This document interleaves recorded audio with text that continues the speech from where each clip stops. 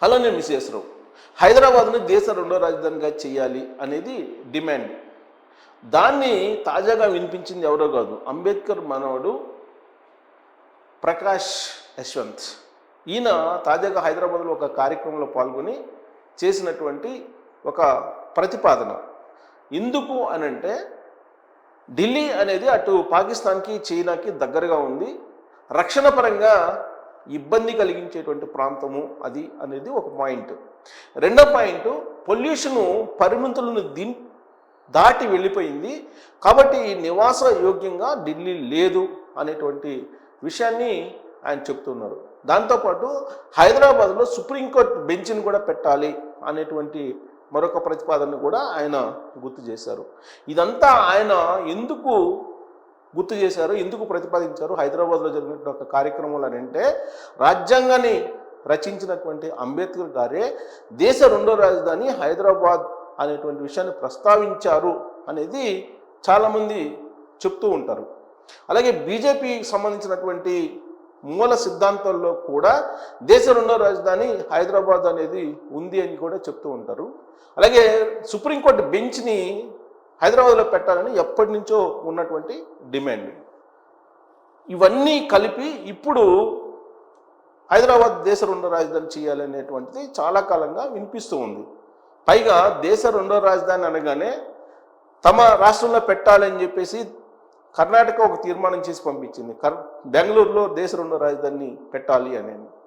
అలాగే తమిళనాడు రాష్ట్ర ప్రభుత్వం ఒక తీర్మానం చేసి పంపించింది, చెన్నైలో దేశ రెండో రాజధాని పెట్టాలి, దేశ రెండో రాజధానిగా గుర్తించాలి అని చెప్పేసి. అలాగే ఇప్పుడు తాజాగా ఆంధ్రప్రదేశ్ కూడా, విడిపోయిన ఆంధ్రప్రదేశ్ కూడా దేశ రెండో రాజధానిగా అమరావతిని చేస్తే బాగుంటుంది అనేటువంటి ఒక ప్రతిపాదన కూడా తీసుకెళ్లేటువంటి ప్రయత్నం చేస్తూ ఉంది. తెలంగాణ ప్రభుత్వం కూడా, తెలంగాణ రాష్ట్ర ప్రభుత్వం కూడా దేశ రెండో రాజధానిగా హైదరాబాద్ని గుర్తించాలి, హైదరాబాద్ని దేశ రెండో రాజధాని చేయాలని చెప్పి అప్పట్లోనే కేసీఆర్ గారు ప్రస్తావించారు కూడా. ఢిల్లీ కేంద్రంగా చేసుకుని ఒక ప్రైవేట్ ఛానల్కి ఇచ్చినటువంటి ఇంటర్వ్యూలో దేశ రెండో రాజధానిగా హైదరాబాద్ని గుర్తించాలి, దేశ రెండో రాజధానిగా హైదరాబాద్ ఉండాలి అని కూడా అన్నారు. కాకపోతే ఢిల్లీ తరహాలో మాత్రం కాదు, పూర్తి స్థాయిలో రాష్ట్ర ప్రభుత్వానికే లా అండ్ ఆర్డర్తో సహా అన్ని అధికారాలు ఉండాలి అనేటువంటి డిమాండ్ను అప్పట్లో కేసీఆర్ చేశారు.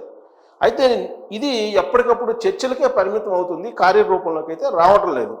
కానీ ఇప్పుడు ఢిల్లీలో నెలకొన్నటువంటి పరిస్థితుల దృష్ట్యా దేశ రెండో రాజధాని ఖచ్చితంగా హైదరాబాదా, లేకపోతే అమరావతి, లేకపోతే చెన్నయ్య, లేకపోతే బెంగళూరు అనేది నిర్ధారించాల్సిన పరిస్థితి.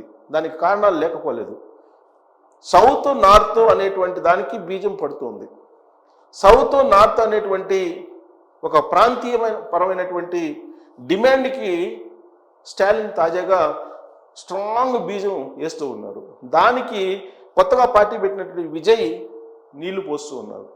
సో ఈ సెంటిమెంటు, ప్రాంతీయవాదం అనేటువంటి సెంటిమెంటు ఎలా ఉంటుందో తెలుగు ప్రజలకు తెలుసు. తెలంగాణ అనేటువంటి సెంటిమెంటు, ప్రత్యేక వాదాన్ని కేసీఆర్ తీసుకొచ్చి ఆయన 10 ఏళ్ల పాటు తెలంగాణ రాష్ట్రానికి సీఎంగా ఉండగలిగారు. అలాగే 2001లో పార్టీ పెట్టి ఆయన తెలంగాణ ఉద్యమం అని చెప్పి రాజకీయ ఉద్యమాన్ని నడిపారు. ఆయన ఒక రాజకీయ పార్టీని నడిపారు. ఫక్తు రాజకీయాలు చేస్తానని చెప్పి 2014లో ఆయనే చెప్పారు. రాజకీయాలనే నడిపాడు ఆయన, ప్రత్యేక ఉద్యమం కన్నా కూడా. కాకపోతే ప్రత్యేక ఉద్యమంలో రాజకీయ కోణాన్ని ఆయన తీసుకున్నాడు అనేటువంటి విషయాన్ని నేను చెప్పడం కాదు, సీనియర్ జర్నలిస్ట్ కల్లూరి శ్రీనివాసరెడ్డి గారే నేను చేసినటువంటి ఇంటర్వ్యూలో తాజాగా ఆయన చెప్పడం జరిగింది. కేసీఆర్ చేసింది రాజకీయ ఉద్యమము అని చెప్పి. ఎందుకనంటే 10 ఏళ్ల పాటు తెలంగాణలో ముఖ్యమంత్రి కావడానికి సెంటిమెంట్నే ఆయన వాడుకున్నారు. ఇక నుంచి ఆ సెంటిమెంట్ పనికి రాదు, అందుకే 2023 ఎన్నికల్లో ఆయన ఓడిపోయారు అనేటువంటి విషయాన్ని కూడా ఆయన విశ్లేషించారు. సో కాబట్టి ఆయన ఎప్పుడు కూడా తెలంగాణ ఉద్యమం కంటే రాజకీయ ఉద్యమమే ఆయన చేశారు. సో ఆయన ఇప్పుడు దేశ రెండో రాజధాని హైదరాబాద్ కావాలని చెప్పేసి అడుగుతూ ఉన్నారు. అయితే ఫుల్ ఫ్లెడ్జ్డ్గా తనకు అధికారాలు ఉండాలి, ఈ రాష్ట్రానికే అధికారాలు ఉండాలి, ఢిల్లీ తరహాలో అయితే ఉండకూడదు అని చెప్పి అంటున్నారు. కరెక్ట్గా దీని మీదనే బీజేపీకి కొన్ని అభిప్రాయాలు ఉన్నాయి. రాజ్యాంగంలో పొందుపరిచినటువంటి అంశాలని బేరేజ్ చేసుకుంటూ బీజేపీ మూల సిద్ధాంతాలు ఏవైతే ఉన్నాయో వాటికి కూడా అనుగుణంగా ఉండేలాగా ఒక నిర్ణయం తీసుకున్నట్టు అవకాశం ఉంది. సౌత్ నార్త్ అనేటువంటి ఉత్తర భారతదేశం, దక్షిణ భారతదేశం అనేటువంటి ఒక ఫీలింగు చాలా కాలం నుంచి ఉంది. కాకపోతే ఇప్పుడు దాన్ని మరింత ఫ్లేవర్ చేస్తూ ఉన్నారు. ఉత్తర భారతదేశానికి రెవెన్యూలో ఎక్కువ భాగం పోతుంది. రెవెన్యూనేమో దక్షిణ భారతదేశం నుంచి వస్తుంది. దక్షిణ భారతదేశానికి సంబంధించిన రెవెన్యూ మొత్తం ఉత్తర భారతదేశానికి వెళ్ళిపోతుంది అనేది ఒక వాదన ఉంది. బీహార్కి కానీ గుజరాత్కి కానీ కేటాయింపులు చూస్తే కనుక ఎక్కువగా ఉత్తర భారతదేశానికి వెళ్తూ ఉంటాయి. దక్షిణ భారతదేశానికి అంటే కేరళకు కానీ చెన్నైకి కానీ తమిళనాడు అలాగే ఆంధ్రప్రదేశ్కి కానీ తెలంగాణకు కానీ కర్ణాటక కానీ కేటాయింపులు చాలా తక్కువ ఉన్నాయి అనేది ఎప్పటికప్పుడు పార్లమెంటు వేదికగా దక్షిణ భారతదేశానికి సంబంధించినటువంటి ఎంపీలు ప్రస్తావిస్తూనే ఉన్నారు. ఒరిస్సా కానీ ఇవన్నీ కూడా. ఇప్పుడు తాజాగా నియోజకవర్గాల పునర్విభజన అనేది వస్తుంది పార్లమెంటుకి సంబంధించి. నియోజకవర్గాల పునర్విభజనలో దక్షిణ భారతదేశానికి భారీగా అన్యాయం జరిగేటువంటి అవకాశం ఉంది. జనాభా సంఖ్య అనేది తగ్గింది. జనాభా నియంత్రణ అనేటువంటి ఒక నినాదాన్ని అప్పట్లో కేంద్ర ప్రభుత్వం వినిపించింది. దానికి అనుగుణంగా దక్షిణ భారతదేశంలో ఉన్నటువంటి రాష్ట్రాలు పకడ్బందీగా అమలు చేసినటువంటి కారణంగా ఉత్తర భారతదేశంలో ఉండేటువంటి రాష్ట్రాల్లో జనాభా కంటే కూడా దక్షిణ భారతదేశంలో ఉండేటువంటి జనాభా తక్కువగా ఉంది. దాని కారణంగా నియోజకవర్గాలు తక్కువ వస్తాయి.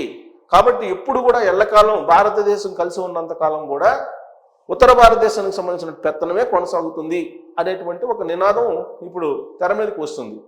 దీనికి తోడు హిందీ వ్యతిరేకమైనటువంటి ప్రచారాన్ని ఒకదాన్ని స్టాలిన్ తీసుకొచ్చారు. దాని మీద చంద్రబాబు నాయుడు గారు కూడా రెస్పాండ్ అయ్యారు ఢిల్లీ వేదికగా చేసుకొని. సో హిందీ ఎందుకు నేర్చుకోకూడదు, అసలు హిందీ నిషేధించాలని చెప్పి స్టాలిన్ అంటూ ఉంటే హిందీ ఎందుకు నేర్చుకోకూడదు అని చెప్పి చంద్రబాబు నాయుడు గారు అంటున్నారు. సో ఇలా భాషకు సంబంధించినటువంటి ఉద్యమం కూడా రాబోతూ ఉంది. ప్రాంతీయ భాషల్ని చులకనగా చేస్తున్నారు నరేంద్ర మోడీ అనేటువంటి ఒక ఒపీనియన్ని ఆయన మీద తీసుకొస్తూ ఉన్నారు దక్షిణ భారతదేశంలో ఉండేటువంటి లీడర్లు. రాబోయేటువంటి రోజుల్లో ఉత్తర భారతదేశం దక్షిణ భారతదేశం అనేటువంటి వ్యత్యాసం, అలాంటి సెంటిమెంటు రాజకీయాల్లో బాగా ఫ్లేవర్ అయ్యేటువంటి అవకాశం ఉంది. దానికి చెక్ పెట్టాలంటే కనుక దక్షిణ భారతదేశంలో ఏదో ఒక రాష్ట్రంలో దేశ రెండో రాజధానిని పెట్టాలి. ఏ రాష్ట్రం అనువైనటువంటి పరిస్థితుల్లో ఉంది అనే దాని మీద ఇప్పుడు కసరత్తు చేస్తుంది ఢిల్లీ ప్రభుత్వం, నరేంద్ర మోడీ గారి ప్రభుత్వం అనేది తెలుస్తుంది. అందుకే హైదరాబాద్ వచ్చినటువంటి అంబేద్కర్ మనవడు ప్రకాష్ యశ్వంత్ ఈ అంశాన్ని ప్రస్తావించారని కూడా తెలుస్తోంది. అయితే ఇప్పుడున్నటువంటి పరిస్థితుల్లో హైదరాబాదు పరిమితులకు మించినటువంటి పొల్యూషన్ ఉంది. అలాగే కర్ణాటకలో ఉండేటువంటి బెంగళూరు పరిస్థితి కూడా అలానే ఉంది. చెన్నైలో కూడా అలాంటి పరిస్థితి ఉంది. కాబట్టి దేశ రెండో రాజధానికి అన్ని రకాలుగా అనువైనటువంటి ప్రాంతం ఏదైనా ఉందంటే అమరావతి. పైగా అది కొత్తగా నిర్మితమవుతున్నటువంటి గ్రీన్ క్యాపిటల్. కాబట్టి దాన్ని దేశ రెండో రాజధానిగా చేస్తే బాగుంటుంది అనేటువంటి ఒక ప్రతిపాదన ఇప్పుడు ఢిల్లీ వర్గాల్లో వినిపిస్తుంది. దానికి సంబంధించినటువంటి అంశాలను కూడా చంద్రబాబు నాయుడు గారు లేటెస్ట్గా ఢిల్లీలో ఆయన పర్యటిస్తున్నారు. ఢిల్లీలో ఉన్నారు, దాదాపు 3 రోజుల పాటు అక్కడే ఢిల్లీలో ఉంటారు. కీలకమైనటువంటి నిర్ణయాలను తీసుకునేటువంటి అవకాశం ఉంది ఢిల్లీలో ఉండేటువంటి నరేంద్ర మోడీ గారి ప్రభుత్వం. దాంట్లో ఇది కూడా ఒకటి అయి ఉండొచ్చు. అందుకే అంబేద్కర్ మనోడు ఈ ప్రస్తావన తీసుకొచ్చి ఉండొచ్చు అనేటువంటి ఒక టాక్ కూడా నడుస్తుంది. యాక్చువల్గా 2014 ఎన్నికల సందర్భంగా నరేంద్ర మోడీ గారు వెంకటేశ్వర స్వామి సాక్షిగా ఒక హామీ ఇచ్చారు ఆంధ్రప్రదేశ్ ప్రజలకి. ఢిల్లీ తరహా రాజధాని నేను కట్టించి ఇస్తాను మీకు అని. ఆ హామీని నిలబెట్టుకోవాలంటే కనుక దేశ రెండో రాజధానిగా అమరావతిని చేసి అక్కడ నిర్మాణాలు చేపడితే కనుక ఢిల్లీ తరహా రాజధాని నిర్మించి ఇస్తే తిరుమల వెంకన్న సాక్షిగా నరేంద్ర మోడీ గారు ఇచ్చినటువంటి హామీ నెరవేరినట్టు అవుతుంది. కేంద్ర ప్రభుత్వం నిధులతోటి ఎలాగో రాజధాని నిర్మిస్తున్నారు కాబట్టి అటు 2 వైపుల నుంచి బీజేపీ లబ్ధి పొందేటువంటి అవకాశం ఉంది. పైగా దేశ రెండో రాజధాని అమరావతిని పెడితే ఆంధ్రప్రదేశ్ ప్రజలు కూడా రాష్ట్రాన్ని విభజించారు అనేటువంటి వ్యతిరేకత నుంచి అనుకూలంగా మారేటువంటి అవకాశం కూడా ఉంది బీజేపీకి. సో కాబట్టి అన్ని కోణాల నుంచి ఆలోచించి అమరావతి రాజకీయంగా కానీ ఇటు దక్షిణ భారతదేశంలో సెంట్రల్ ప్లేస్గా ఉండటం కానీ లేదా గ్రీన్ఫీల్డ్ రాజధానిగా ఏర్పాటు చేసుకోవడానికి కానీ అనుకూలంగా ఉంది అని చెప్పి బీజేపీ భావిస్తున్నటువంటి ప్రస్తుతంలో హైదరాబాద్ను దేశ రెండో రాజధానిగా చేయాలనే ఇంకో డిమాండ్ కూడా ఇప్పుడు ఆల్రెడీ అప్పటి నుంచో ఉంది అది.